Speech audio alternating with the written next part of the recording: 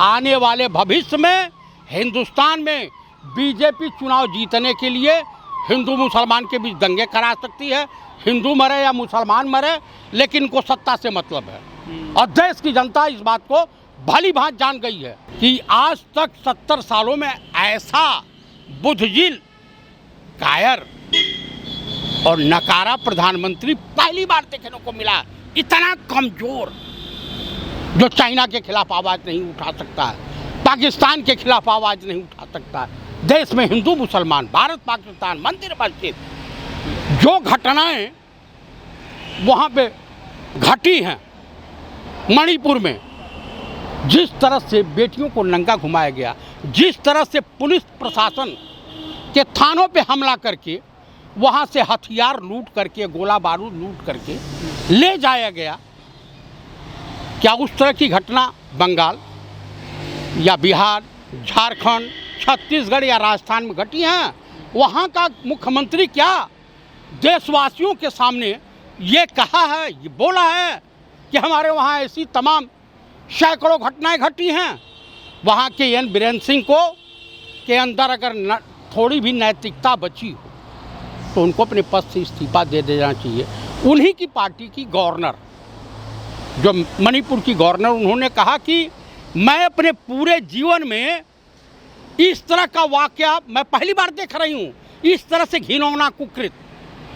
आप बता दीजिए, वहाँ के 3 बार के भाजपा के विधायक इस समय याददाश्त खो चुके हैं, कोमा में हैं। इतनी पिटाई उनकी हुई है और देश के प्रधानमंत्री को तनिक भी लज्जा नहीं आती। ये मुंह खोलते हैं जब सुप्रीम कोर्ट ऑफ इंडिया कहता है अगर आपसे संभलती हो तो संभाले, नहीं तो हम इसमें हस्तक्षेप करेंगे। ये बताइए कि इंग्लैंड की पार्लियामेंट में, यूएनओ में मणिपुर पर चर्चा हो सकती है, भारत की संसद में नहीं। अविश्वास प्रस्ताव लाने के बाद इस तरह की घटना को अंजाम ये यहाँ बयान देंगे, उसके एवज में घबरा करके, भयभीत होकर के ये सुप्रीम कोर्ट गए हैं कि ईडी डायरेक्टर को 15 अक्टूबर तक का मौका दे दिया जाए। आप बताइए, चीफ जस्टिस के बीवी बच्चों के खिलाफ इनकी टोल आर्मी किस तरह का बयानबाजी कर रही है। भाजपा आईटी सेल के लोग और इनके गुंडे पाले हुए, उसकी कल्पना करना बेकार है। विपक्ष पर आरोप लग रहे हैं कि आप संसद नहीं चलने दे रहे, सुनवाई नहीं होने दे रहे मणिपुर वाले मामले में। आप बताइए कि बयान तो प्रधानमंत्री को देना है, नेता सदन तो माननीय प्रधानमंत्री है ना।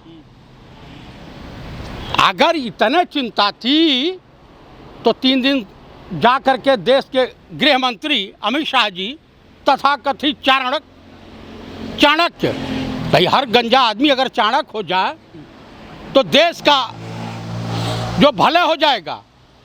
लेकिन जो है, अब क्या कहा जाए, वो कहावत है कि पढ़ ले राम कुकुर के पाले, खींच कांच के गईले खा ले।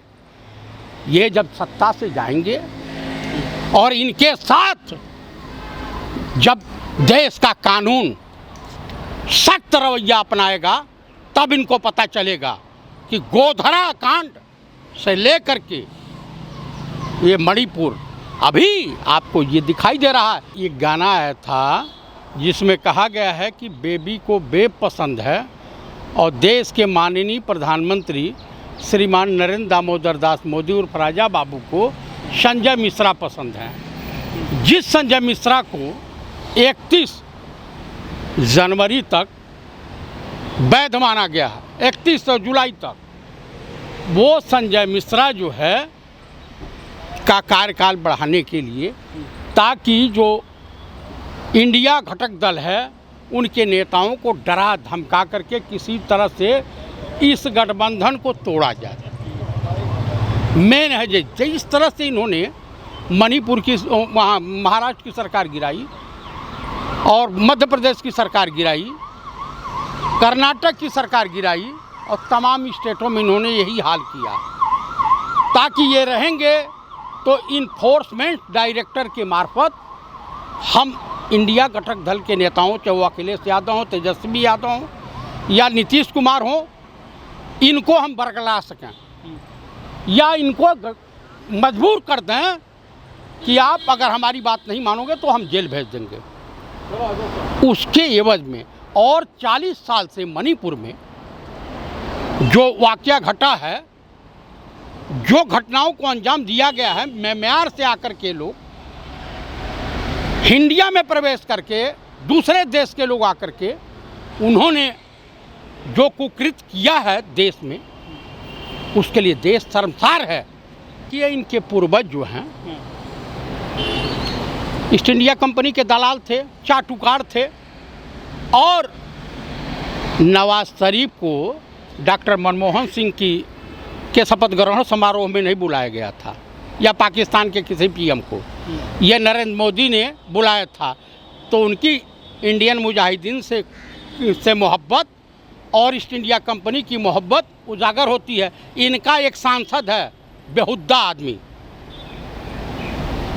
वो विपक्ष के नेताओं की मर्दानगी कैसे जांचा है अब ये समझ में नहीं आता है। कभी विपक्ष में अखिलेश यादव भी हैं, तेजस्वी भी हैं, नीतीश भी हैं, स्टैलियन भी हैं, पंडित राहुल गांधी भी हैं, हमारे माननीय मल्लिकार्जुन खड़गे जी भी हैं। तो ये मर्दानगी नापने का इसका पैमाना क्या था? क्या ये गे है? ये पुरुष को बता सकता है कि मर्द है या महिला प्रमाण पत्र देती है? ये उसमें से कौन सा है श्रेणी में आता है, ये बता दें। यहाँ सर्वदलीय बैठक होगी, बयान देंगे, सभी लोग जाएंगे और जा कर के वहाँ गुहार लगाएंगे कि हाथ जोड़ करके प्रार्थना है कि देश के वासियों आपस में मिलजुल करके भाईचारे और प्रेम के साथ रहो और जो इस कुकृत्य में शामिल हो, हिंदुस्तान के पास तमाम आर्मड फोर्स हैं, उसका इस्तेमाल करें। अगर आप प्रेम से नहीं मानोगे, सीधे नहीं मानोगे तो उंगली टेढ़ी करनी पड़ेगी। हाँ, लेकिन मोदी जी ने कहा था कि हमने नॉर्थ ईस्ट का रास्ता खोल दिया है विकास का। वो ऐसा विकास करने गए कि वहाँ वो सब कुछ अशांति फैल गई। यही विकास का रास्ता खुला है। गोधरा का जैसे विकास इन्होंने किया है, उसी तरह का विकास मणिपुर, मेघालय, मिजोरम, नॉर्थ ईस्ट का ही कर रहे हैं। आग आएगी, बंगाल आएगी, यूपी बिहार को लपेटे मिलेगी और आजकल तो बेरोजगार की फौज खड़ी है। आप बताइए देश को कहाँ रसातल में ले जाना चाहते हैं आप? क्या देश को बनाना चाहते हैं? कैसा देश बनाना चाहते हैं? लेकिन मोदी जी ने कह दिया कि दुनिया के टॉप 3 देशों में हम शामिल हो जाएंगे आने वाले कुछ दिनों में, कुछ सालों में। इसी तरीके से जो मणिपुर में हुआ है, मिजोरम में हो रहा है, मेघालय में मुख्यमंत्री सुरक्षित नहीं है, तो आम जनता कैसे सुरक्षित रहेगी? डंका बज रहा है पूरी दुनिया में मोदी जी का। कहाँ डंका बज रहा है? वो फ्रांस जाते हैं, वो इजिप्ट जाते हैं, वहाँ के अखबारों को उठा करके पढ़ लीजिए। यूएनओ में क्या कहा गया है इनके बारे में, इंग्लैंड की पार्लियामेंट में क्या कहा गया है, वो आपको पता चल जाएगा। तो मोदी जी तो विश्वगुरु बना रहे देश को। मैं आपको बता रहा हूँ कि 2024 में इंडिया जीतेगा और एनडीए हारेगा, उसी का डर सता रहा है माननीय प्रधानमंत्री श्रीमान नरेंद्र दामोदर दास मोदी और राजा बाबू को। हम ये अमृत काल चल रहा है, आज़ादी का अमृत महोत्सव है, विश्वगुरु बन रहा है हमारा देश। भाई साहब, अगर ये अमृत काल है तो 20 काल किसे कहते हैं? इसको परिभाषित कर दे मानी राजा बाबू। अरे भाई, कुछ लोग तो द पानियर अखबार लिख रहा है कि घड़ियाली आंसू बहा रहे हैं। घड़ियाल जैसी मोटी चमड़ी हो गई है, तमाम तरह के अखबार लिख रहे हैं, तो क्या कहिएगा? आपका जो अखबार निकलता है टेलीग्राफ, उसने बहुत बड़ा फोटो छापा है। हाँ, तो घड़ियाल का। हाँ हाँ, एकदम एकदम। तो उसमें नहीं, किसी ने कुंभकर्ण भी कहा है। ये तो आप अपमान कर रहे हैं पीएम साहब। मैं कहाँ कर रहा हूँ? यहाँ के तमाम अखबार लिख रहे हैं, पूरी दुनिया के अखबार लिख रहे हैं। मैं पत्रकार तो हूँ नहीं, जो लोग लिख रहे हैं मैं वही कह रहा हूँ। कुछ लोग कह रहे हैं कि यदि इंटरनेट चालू हो जाए मणिपुर में तो बहुत सारी ऐसी वीडियो आएंगी, बहुत अपराध हुआ है वहाँ पर, हथियार लूटे गए हैं। भाई साहब, वो वीडियो आएंगी तो पूरा हिंदुस्तान हिल जाएगा, इसलिए इंटरनेट को ही बंद करके रखे हैं, जनता की आवाज़ बाहर न जाने पावे।